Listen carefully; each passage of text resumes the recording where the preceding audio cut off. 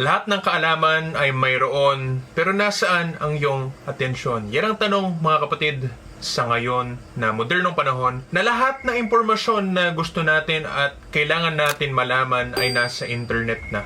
Literal na nasa fingertips natin, nasa kamay na natin ang lahat ng impormasyon. Nandyan yung access natin para malaman kung ano man ang gusto nating malaman. Nandyan na ang lahat ng kailangan nating impormasyon para mag-improve sa ating sariling buhay, para makagawa tayo ng magandang katawan, ng magandang negosyo. Lahat ng aspeto sa ating sariling pag-improve sa buhay ay magagawa na natin ng paraan dahil nga sa kaalaman na for free binibigay sa internet, mga kapatid. Karamihan ng kaalaman talaga ay for free na, lalo na dahil sa YouTube, sa Google. Marami na tayong pwedeng malaman sa kung paano gawin ang maraming bagay na hindi mo na kailangan nga magbayad ng kahit ano. Okay, sige, sabihin natin meron kang babayaran na ilang piso para sa piso wifi, tapos kailangan meron kang cellphone. Pero pagkatapos niyan ay sky's the limit na, napakarami mo nang pwedeng gawin, napakarami mo nang pwedeng malaman na impormasyon tungkol sa mga iba-ibang pamamaraan na pwede mong i-apply sa sarili mong buhay, sa physical, emotional, mental, spiritual, professional, social, at financial,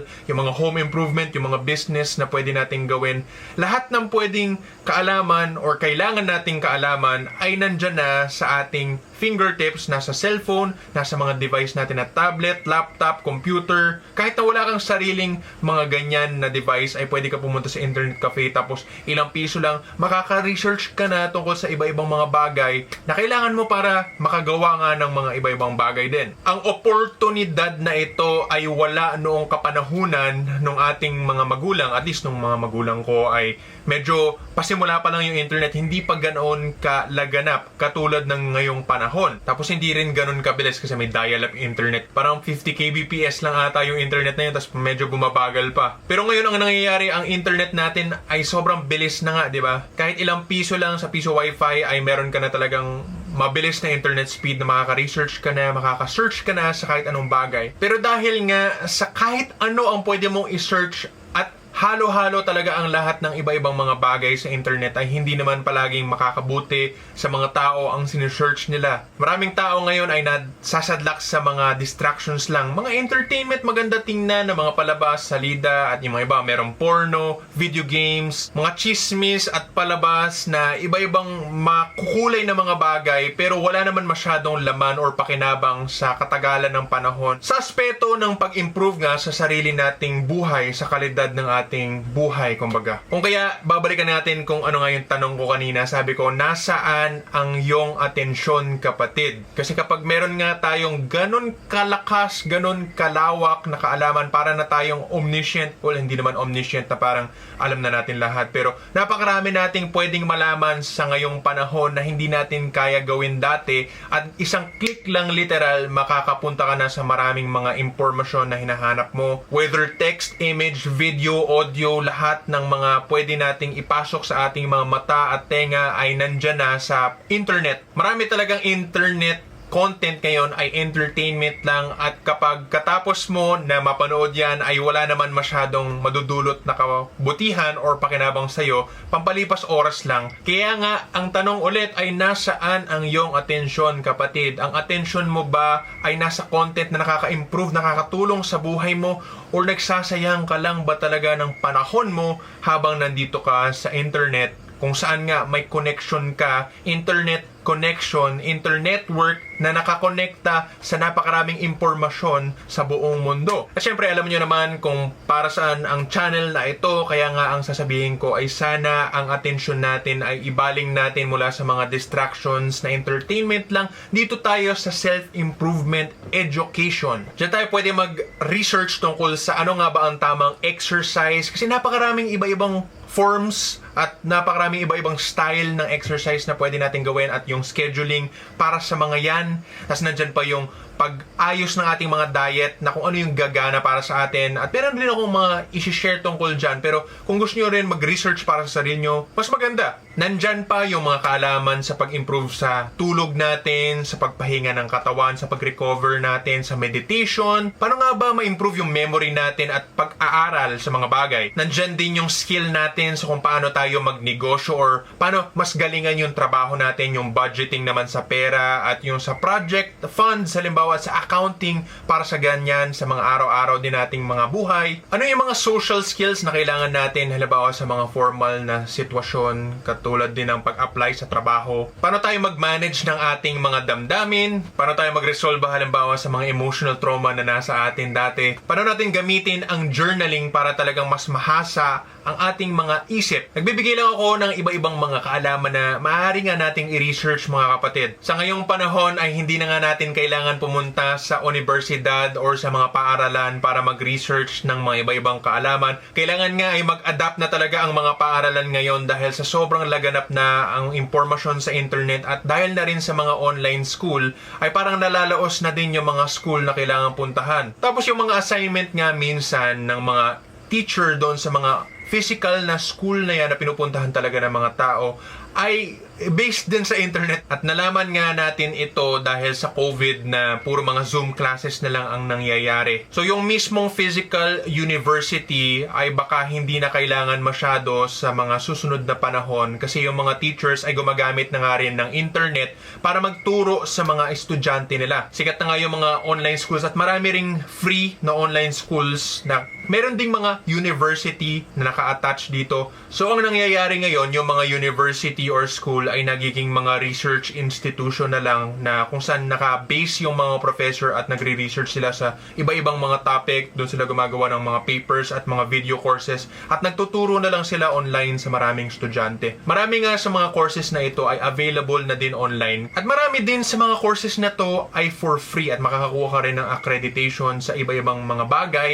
O may mga courses din na may bayad, pero natural lang naman yan kasi kailangan naman talaga ng pera ng iba-ibang mga institusyon. Pero maraming mga online schools ngayon ay nagbibigay din ng mga free courses. Maraming mga ganyan katulad ng Khan Academy, Udemy, Coursera. Tapos yung Eric Rojas Academy nga pala na online school ko ay marami akong binibigay nga na free online video courses tungkol nga sa mga spiritual at iba pang mga topics sa pangkalahatang self-improvement papuntang langit. Pero sa ngayong panahon, sa pag-record ko ng video na ito, ay karamihan sa mga courses na nandoon ay tungkol nga sa spiritual. Ang punto ko nga lang dito, mga kapatid, ay napakaraming ang mga websites na pwede nating matutunan ng iba-ibang mga skill, iba-ibang mga kaalaman na magagamit natin sa pang-araw-araw nating mga buhay, sa halip na madistract lang natin ang ating mga sarili na gamitin natin yung internet sa mga wala naman masyadong kabuluhan or kwentang mga bagay.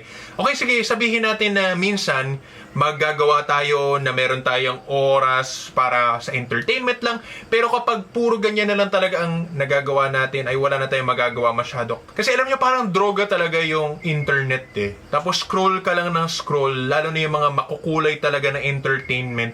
Nakadesenyo talaga yan para maging adiktibo sa mga tao, tapos makakapanood ka rin ng maraming advertisement, at doon ka nga makakabili. Kapag halimbawa ay nakakita ka nga ng gusto mong bilhin, ay doon nga yayaman ang Facebook or YouTube or iba pang mga social media. At normal naman yan, kasi ako nga ay nagpapilis din ako ng ads dahil meron akong AdSense halimbawa sa YouTube, or di kaya ay Facebook ads dito sa Facebook. Pero ang gusto ko nga sana ibahagi sa inyo ay bigyan kayo ng reminder na meron kayong kapangyarihan sa sarili nyong atensyon sa kung paano nyo gamitin ito, na hindi lang kayo mahihigop sa mga ganyang entertainment na sobrang addictive, tapos wala ka nang ibang magagawa kundi yung mag-scroll ka lang ng mag-scroll sa mga wala namang kabuluhang bagay, tapos nakasayang ka na ng sobrang daming panahon. At kahit kaya yung content ko na ito, kapag halimbawa ay nadidistract kayo mula doon sa mga gusto nyo or kailangan nyo palang gawin para ma-achieve yung purpose ninyo sa buhay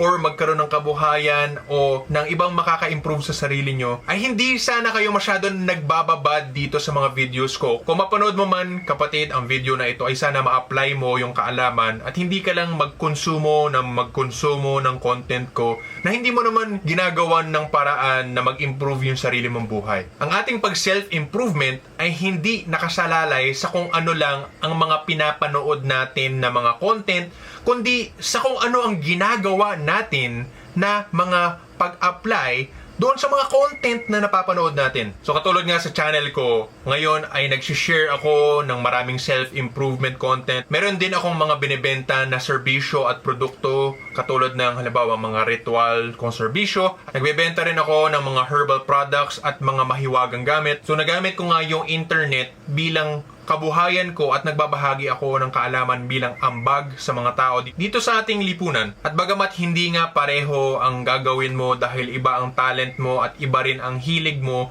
pwede kang gumawa ng maraming bagay na magbenta ng mga produkto or serbisyo mo dito nga gamit ang internet. Maraming iba-ibang klase ng online business, pagkain or dropshipping, kahit ano man na produkto o serbisyo mo, buy and sell, or mag-retail ka ng mga product, mag-affiliate ka para sa mga kumpanya na pinaniniwalaan mo. Maraming pwedeng gawin na diskarte ngayong panahon.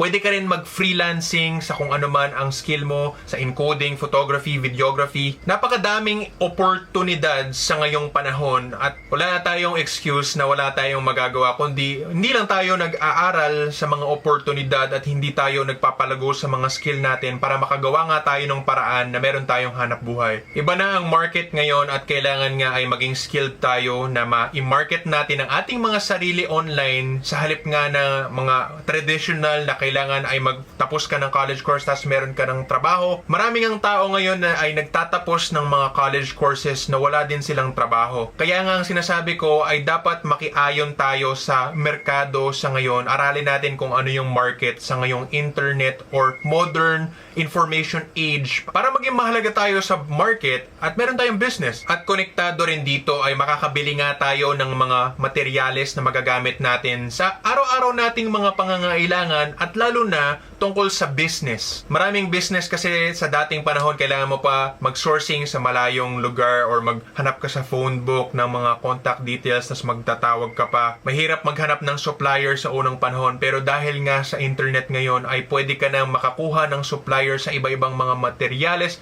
Dumirekta ka na sa tindahan nila tapos bumili ka. Pwedeng buy and sell or kung ano man yung negosyo mo na kailangan mo ng materyales. Tapos yun, makakagawa ka na ng negosyo na hindi nga nagagawa sa unang panahon. Ngayon ay pwede nang gawin yun, kapatid. Kailangan lang talaga natin aralin kung ano yung mga pangangailangan sa paligid natin dun sa physical space na pinagtitirhan natin or kahit sa ibang lugar dahil nga ang oportunidad natin ay hindi na tayo limitado sa kung ano ang physical na lugar na pinagtitirhan natin. Lahat ng lugar na matatamaan ng internet kumbaga ay pwede na nating gawing market natin. Isipin nyo mga kapatid, makaka-connect na tayo, makaka-contact na tayo sa mga customer, business partner, mga mentors and teachers, mga suppliers. Lahat yan ay posible na nating gawin sa ngayong panahon dahil nga sa internet. Pati yung mga nasisira nating gamit sa bahay, may mga nasisira tayong electronics or yung mga pader or plumbing or kahit ano man na gamit sa bahay ay pwede na nating ayusin kapag meron tayong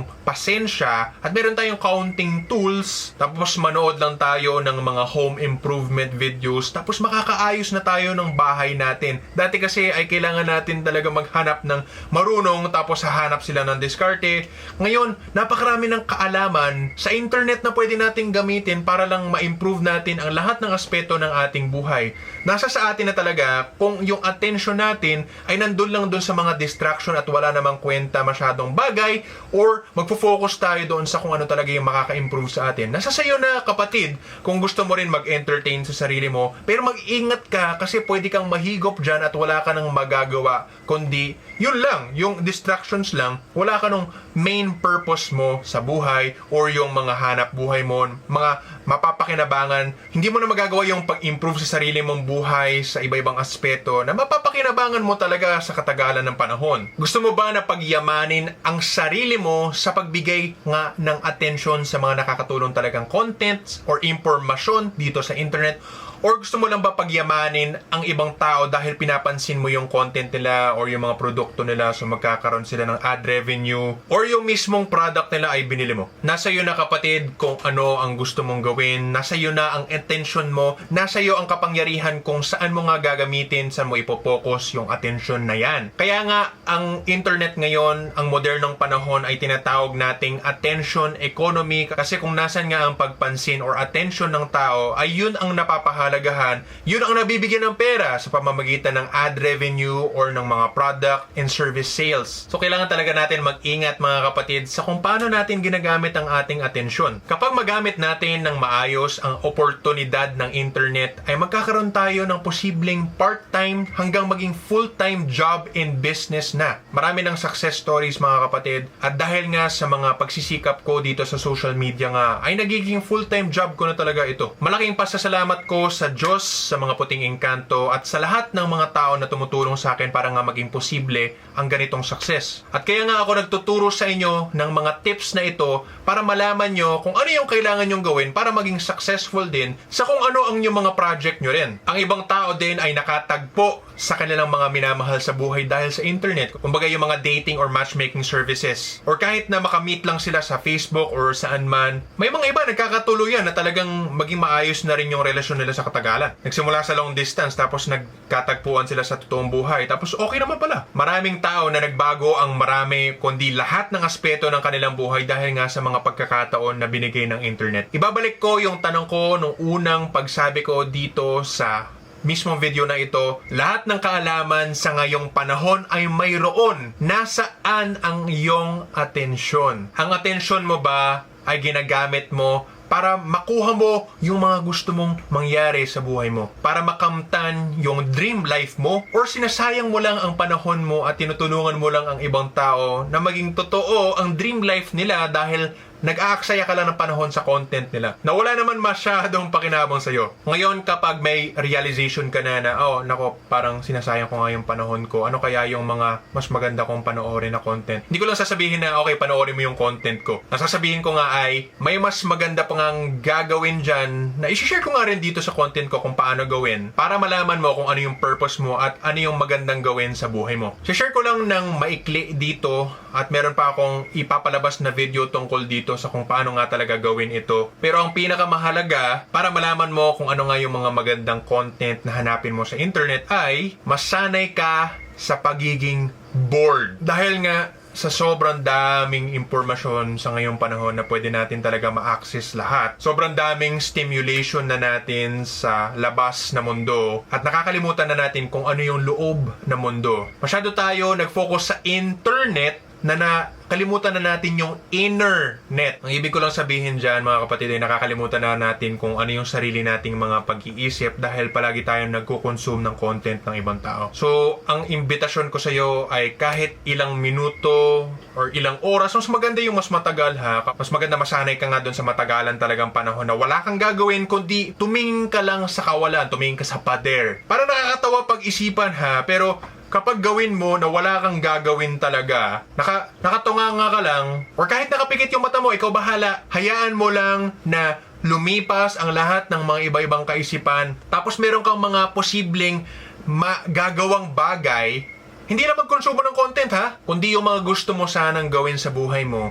Tapos yun yung magiging basehan mo sa kung ano yung mga posibleng purpose mo sa buhay. Kasi yung pinaka-core purpose natin ay mahirap lagyan ng salita. Pero yung mga layers ng mga purpose natin, kumbaga parang sa sibuyas, meron tayo mga tinutuklap na mga layer ng mga sibuyas, 'di ba, na may layer.